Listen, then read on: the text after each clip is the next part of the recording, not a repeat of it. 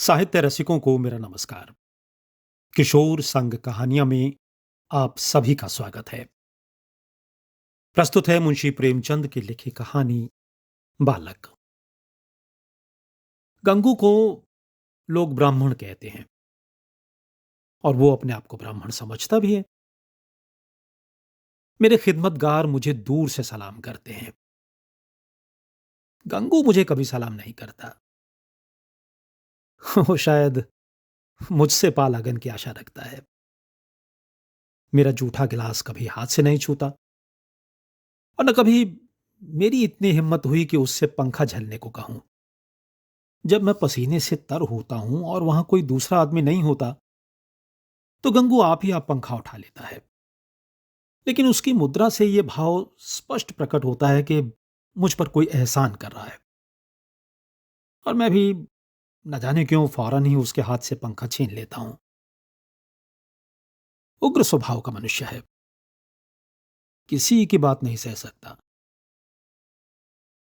ऐसे बहुत कम आदमी होंगे जिससे उसकी मित्रता हो, पर रईस और खिदमतगार के साथ बैठना वो शायद अपमानजनक समझता है।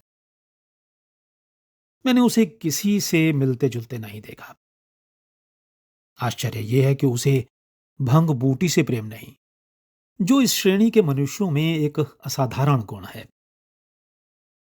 मैंने उसे कभी पूजा पाठ करते या नदी में स्नान करते नहीं देखा। बिल्कुल निरक्षर है, लेकिन फिर भी वो ब्राह्मण है और चाहता है कि दुनिया उसकी प्रतिष्ठा तथा सेवा करे।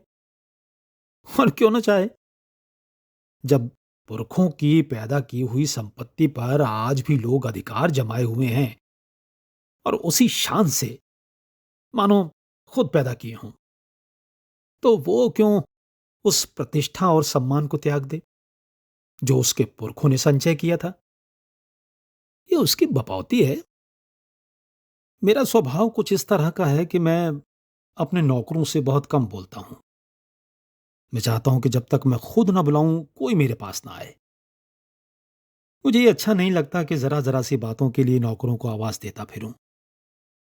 मुझे अपने हाथ से सुराही से पानी उंडेल लेना, अपना लैंप जला लेना, अपने जूते पहन लेना या अलमारी से कोई किताब निकाल लेना, इससे कहीं ज्यादा सरल मालूम होता है कि हींगन और मैकू को पुकारूं। इससे मुझे अपनी स्वेच्छा और आत्मविश्वास का बोध होता है। नौकर भी मेरे स्वभाव से परिचित हो गए हैं और बिना जरूरत मेरे पास बहुत कम आते हैं। इसलिए एक दिन जब प्रातःकाल गंगू मेरे सामने आकर खड़ा हो गया तो मुझे बहुत बुरा लगा। ये लोग जब आते हैं तो पेशगी हिसाब में कुछ मांगने के लिए या किसी दूसरे नौकर की शिकायत करने के लिए। मुझे ये दोनों ही बातें अत्यंत अप्रिय हैं। मैं पहली तारीख को हर एक का वेतन चुका देता हूं और बीच में जब कोई कुछ मांगता है तो क्रोध आ जाता है। कौन दो दो चार चार रुपए का हिसाब रखता फिरे। फिर जब किसी को महीने भर की पूरी मजूरी मिल गई तो उसे क्या हक है कि उसे 15 दिन में खर्च कर दे और ऋण या पेशगी की शरण ले। और शिकायतों से तो मुझे घृणा है। मैं शिकायतों को दुर्बलता का प्रमाण समझता हूं।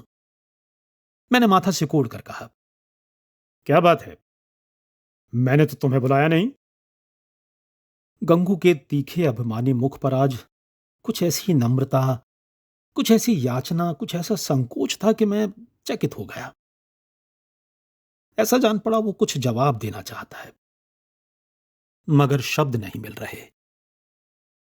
मैंने जरा नम्र होकर कहा, आखिर बात क्या है, कहते क्यों नहीं। तुम जानते हो ये मेरे टहलने का समय है, मुझे देर हो रही है। गंगू ने निराशा भरे स्वर में कहा, तो आप हवा खाने जाएं, मैं फिर आ जाऊंगा। यह अवस्था और भी चिंताजनक थी। इस जल्दी में तो वो एक क्षण में अपना वृत्तांत कह सुनाएगा। वो जानता है कि मुझे ज्यादा अवकाश नहीं है। दूसरे अवसर पर तो दुष्ट घंटों रोएगा।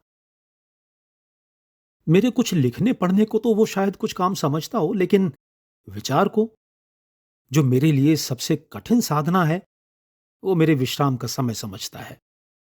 वो उसी वक्त आकर मेरे सिर पर सवार हो जाएगा। मैंने निर्दयता के साथ कहा, क्या कुछ पेशगी मांगने आए हो? मैं पेशगी नहीं देता। जी नहीं सरकार, मैंने तो कभी पेशगी नहीं मांगा। तो क्या किसी की शिकायत करना चाहते हो? मुझे शिकायतों से घृणा है। जी नहीं सरकार, मैंने तो कभी किसी की शिकायत नहीं की। गंगू ने अपना दिल मजबूत किया।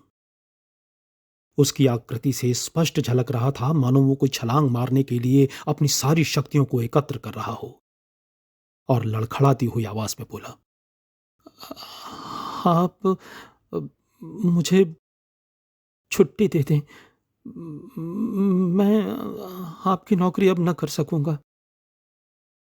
ये इस तरह का पहला प्रस्ताव था जो मेरे कानों में पड़ा। मेरे आत्माभिमान को चोट लगी।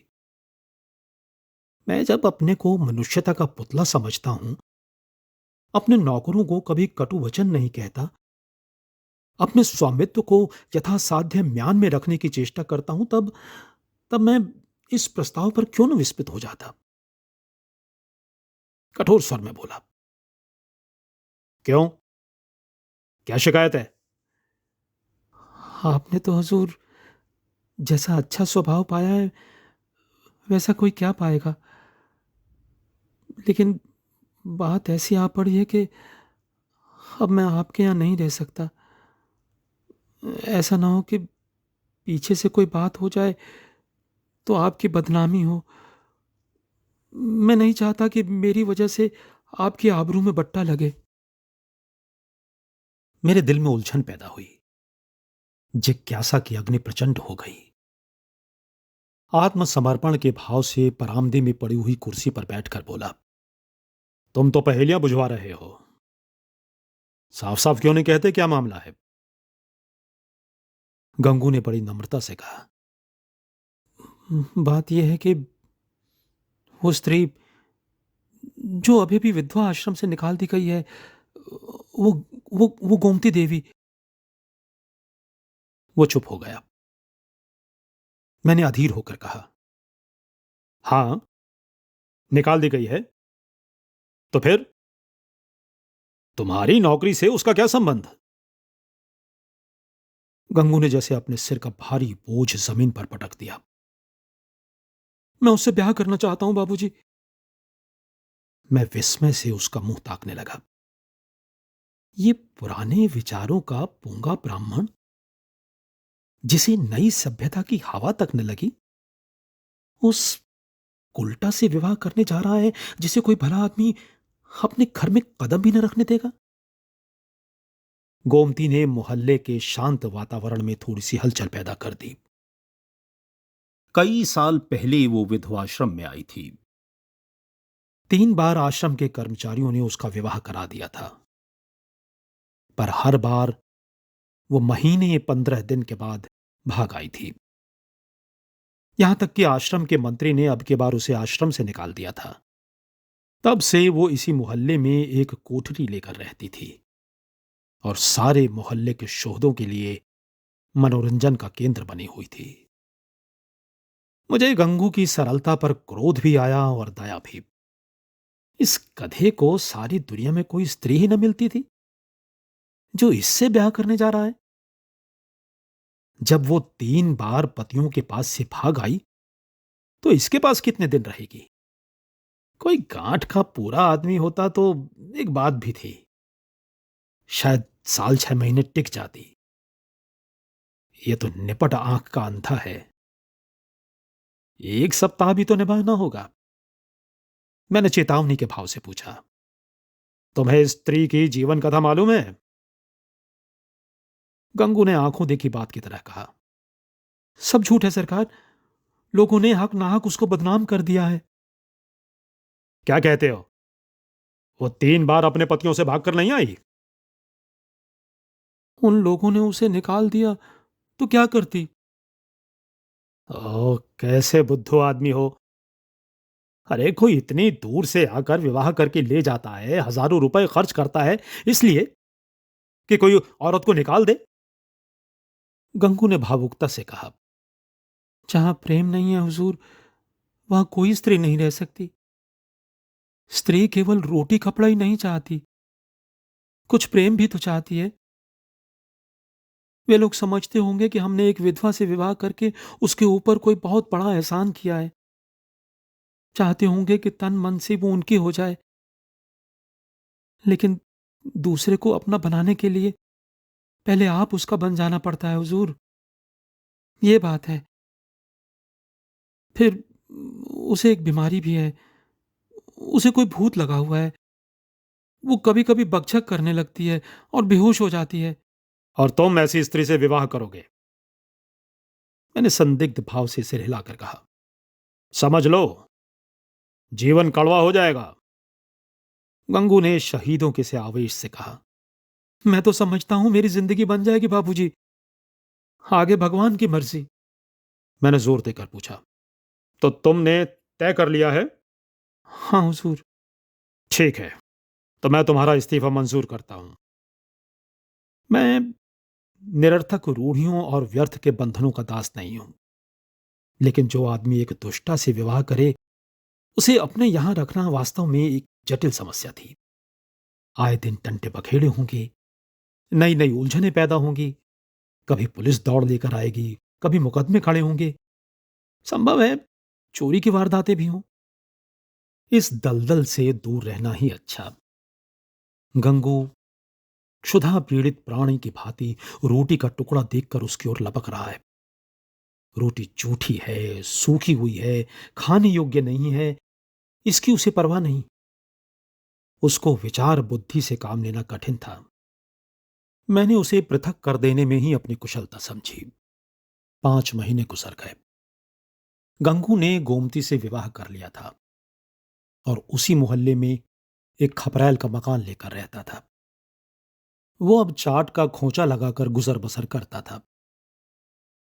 मुझे जब कभी बाजार में मिल जाता तो मैं उसका कुशल क्षेम पूछता।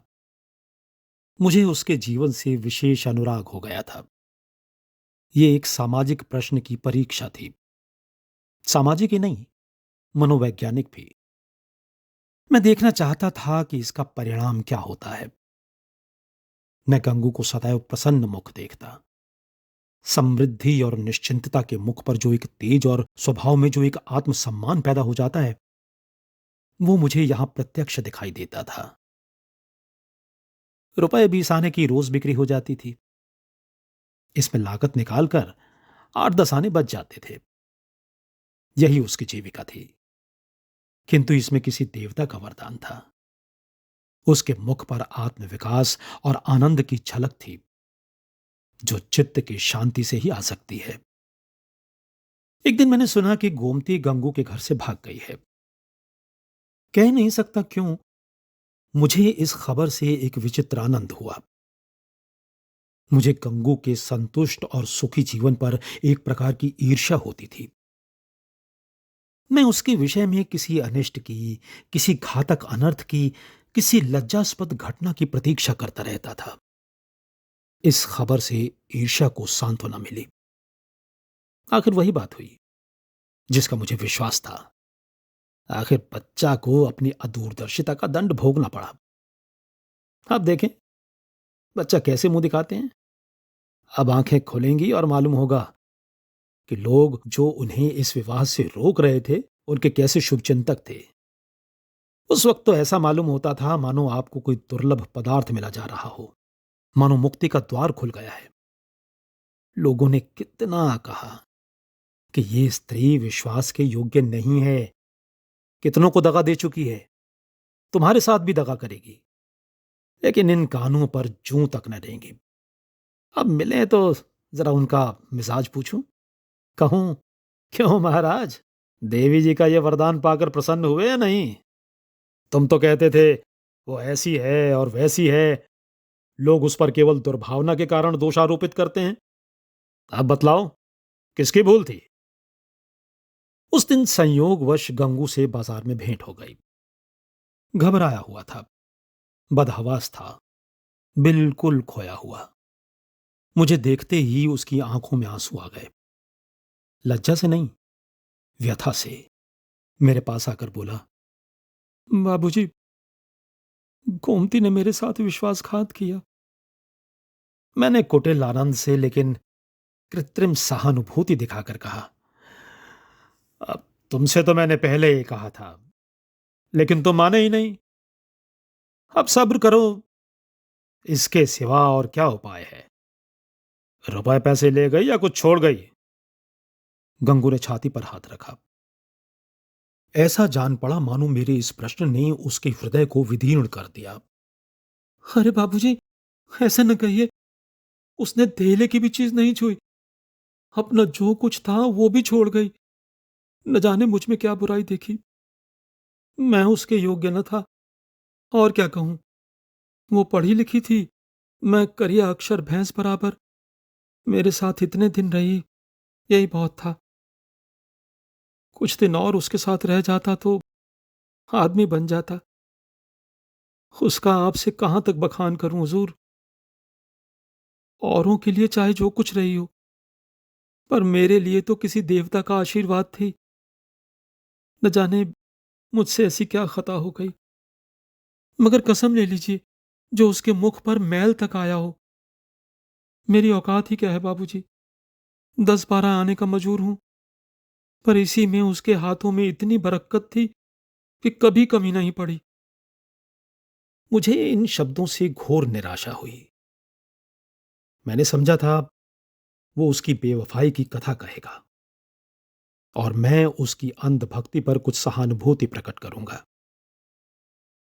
मगर उस मूर्ख की आंखें अब तक नहीं खुली।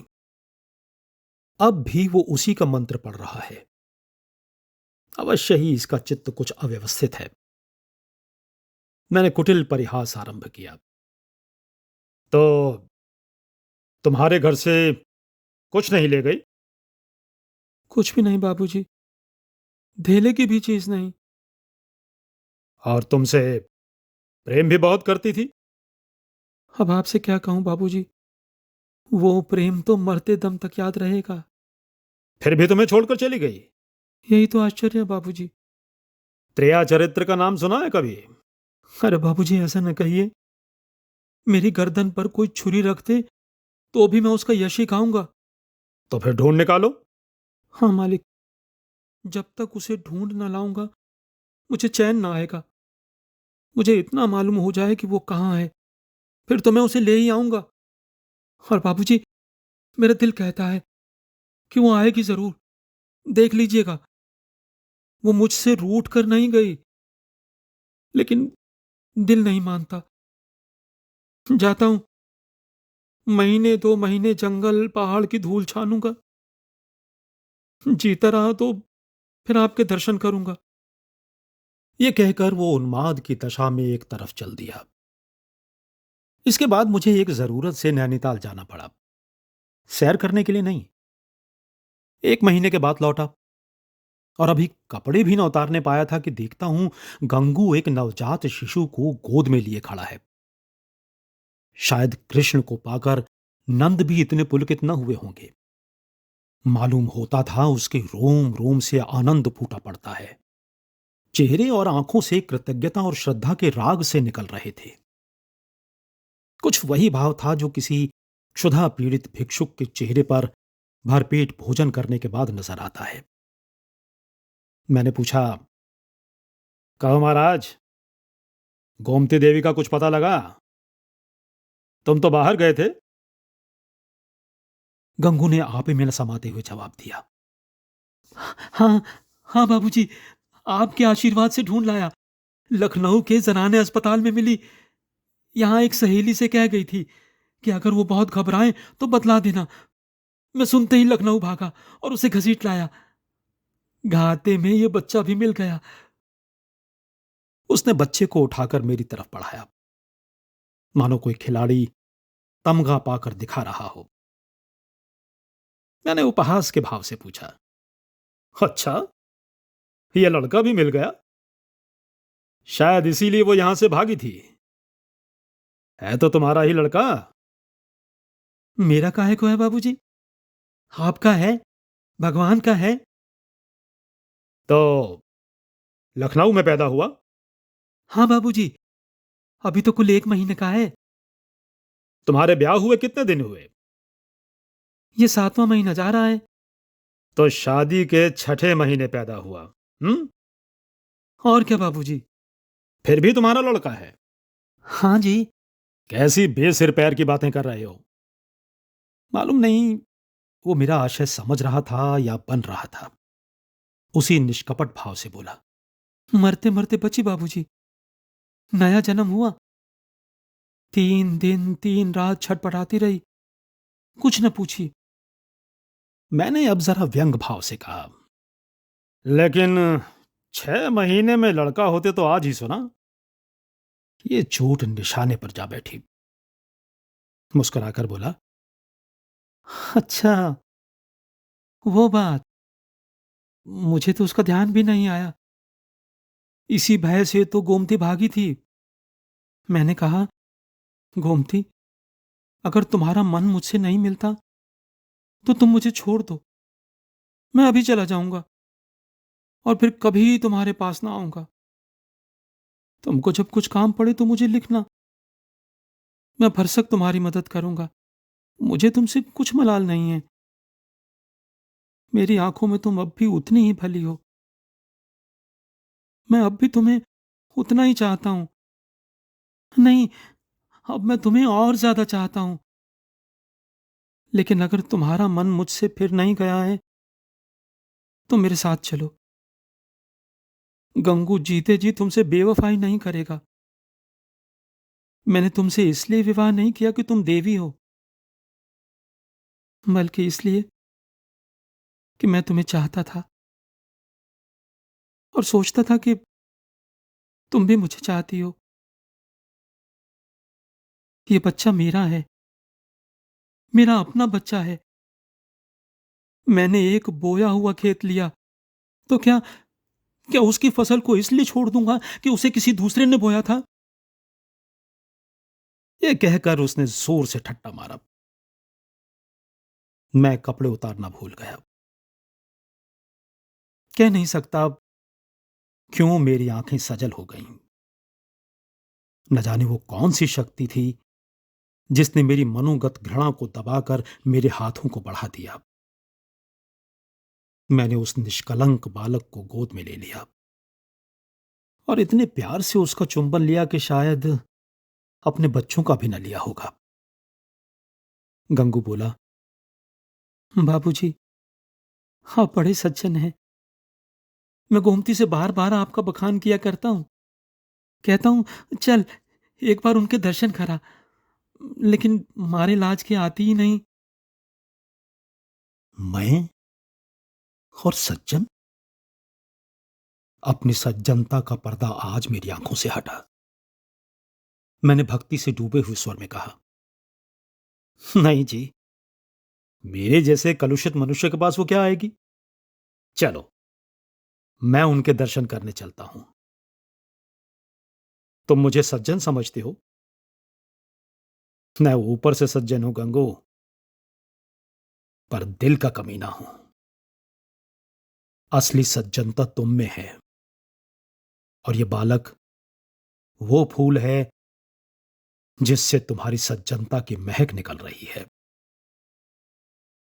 मैं बच्चे को छाती से लगाए हुए गंगू के साथ चला। तो ये थी मुंशी प्रेमचंद की लिखी कहानी बालक। मिलता हूं आपसे अगली कड़ी में एक और कहानी के साथ। नमस्कार।